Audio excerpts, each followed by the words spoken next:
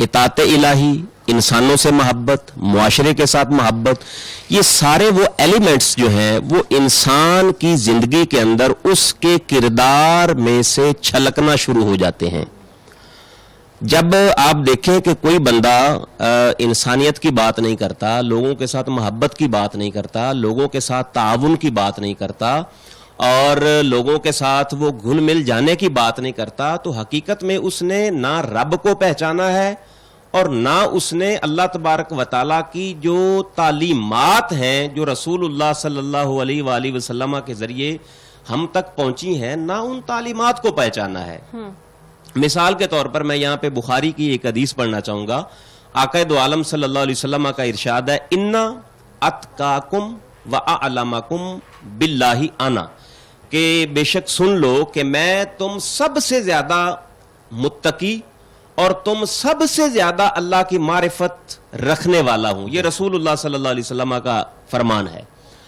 اب دیکھیں رسول اللہ صلی اللہ علیہ وسلم کی زندگی کے اوپر ہم ایک طائرانہ نظر ڈالیں.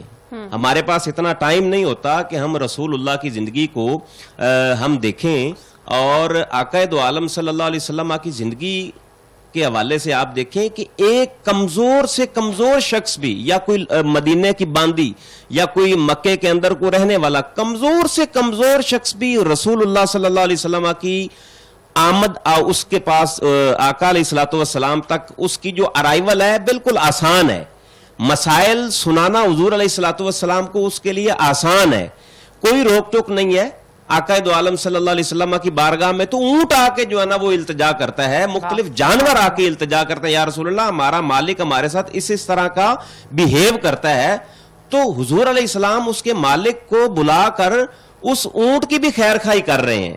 اب یہ دیکھیں یہ جانوروں کی بات ہو رہی ہے.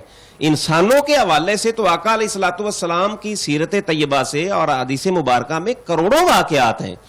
تو میں یہ سمجھتا ہوں کہ انسان شناسی اللہ تبارک و تعالیٰ کی ذات تک پہنچنے کے لیے سب سے پہلے نمبر پر ہے. یعنی انسانوں کے ساتھ محبت، انسانوں کے ساتھ ان کی خیر خواہی کرنا، انسانوں کے ساتھ ان کا جو ہے نا معاونت کرنا، اس کے اندر کئی چیزیں آ جاتی ہیں جناب.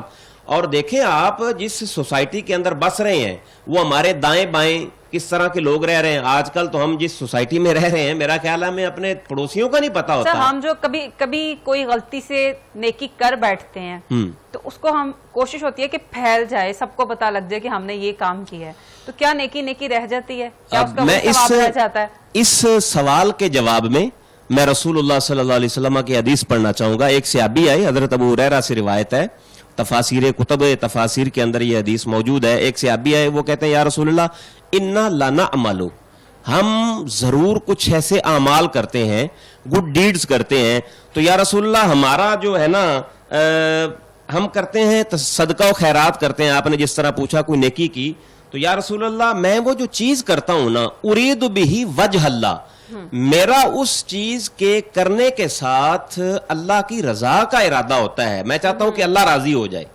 اب یہاں پہ تو آپ نے جو سوال کیا نا کہ ہم چاہتے ہیں کہ جو ہم فیمس ہو جائیں، لوگوں کے سامنے ہمارا پتہ چلے ہم نے یہ کیا تو ہم نے وہ کیا ہے، لیکن یہاں پہ صحابی رسول کہہ رہے ہیں یا رسول اللہ میں اللہ کے لیے عمل کرتا ہوں اور اللہ کی رضا درکار ہوتی ہے، لیکن یا رسول اللہ میں یہاں پہ ایک دو چیزیں جو ہے نا وہ میرے مائنڈ کے اندر آ جاتی ہیں، وَثَنَاءَ النَّاسِ عَلَيْهِ، میں چاہتا ہوں کہ لوگ اس کے اوپر تعریف کریں. اب یہ دوسرا پوائنٹ وہ آپ کے سوال کے جواب میں یہ حدیث میں مینشن ہوا ہے. تو آقا دو عالم صلی اللہ علیہ وسلم نے فرمایا والذی نفسی بیدہ، قسم ہے اس جو ہے نا وہ خالق کائنات کی جس کے قبضہ قدرت میں میری جان ہے، لا یقبل اللہ شیئا شورک فیہ، کہ اللہ تبارک و تعالیٰ ایسی نیکی کو، ایسے عمل کو اللہ اپنی بارگاہ میں قبول ہی نہیں کرتا جس میں لوگوں کے لیے آپ رضا جو ہے نا وہ ڈھونڈنے کے لیے اپنے آپ کو جو ہے نا وہ آمادہ کر لیں. مطلب یہ نکلا کہ اگر آپ اللہ کی ذات کے لیے کوئی کام کرتے ہیں، خالق کائنات کی ذات کو راضی کرنے کے لیے، اور نیکی تو ہونی ہی ویسے اس وجہ سے چاہیے کہ آپ اللہ تبارک و تعالیٰ کی ذات کو مد نظر رکھیں، خالق کائنات کی ذات کو مد نظر رکھیں. آج ہم کیا کرتے ہیں, ایک تھیلا دیتے ہیں تو سینکڑوں ہم تصاویر جناب جو ہے نا وہ اپنی ایڈورٹیزمنٹ کے لیے کرتے ہیں. اس کے پیچھے اگرچہ ایک مستحسن عمل یہ ہے کہ لوگوں تک پہنچے آپ کی بات, لیکن کہیں نہ کہیں وہ دکھاوا, ریاکاری اور فارمیلٹی وہ بھی چیزیں آ رہی ہوتی ہیں. لہذا اس حدیث کی روشنی میں ایک اور حدیث پڑھنا چاہوں گا تاکہ اس گنجلک مسئلے کی کلیئرٹی ہو جائے. ایک آدمی نے عرض کیا, یا رسول اللہ انا لنعمل العمل نريد وجه اللہ, ہم ضرور عمل کرتے ہیں تاکہ ہم اللہ تبارک و تعالیٰ کی رضا حاصل کریں, لیکن یا رسول اللہ فیسنا به علینا, اس کے اوپر ہماری تعریف بڑی کی جاتی ہے. ہمیں جو ہے نا وہ بہت زیادہ لوگ کہتے ہیں کہ آپ نے بہت اچھا کام کیا, بہت شاندار کام کیا. یہ رسول اللہ کی بارگاہ میں یہ بات ڈسکس ہو رہی ہے. تو آقا علیہ الصلوۃ والسلام نے, اب وہ صحابہ عرض کرتے فیعجبنا ذالک, ہمیں وہ بات بڑی اچھی بھی لگتی ہے. اوہو یہ تو بات کر رہے ہیں کہ ہم نے بہت اچھا کام کیا, تو ہمارا دل بھی بہت خوش ہوتا ہے. تو آقا دو عالم صلی اللہ علیہ وسلم نے فرمایا ان اللہ لغنی, بے شک اللہ تبارک و تعالی غنی ہے, وہ ان تمام معاملات کے حوالے سے وہ دیکھنے والا ہے, سمجھنے والا ہے, خالق کائنات خبر رکھنے والا ہے. لا یقبل اللہ شرک بہ, اللہ اس عمل کو قبول کرتا ہی نہیں ہے جس میں کسی اور بندے کی شراکت داری آ جائے.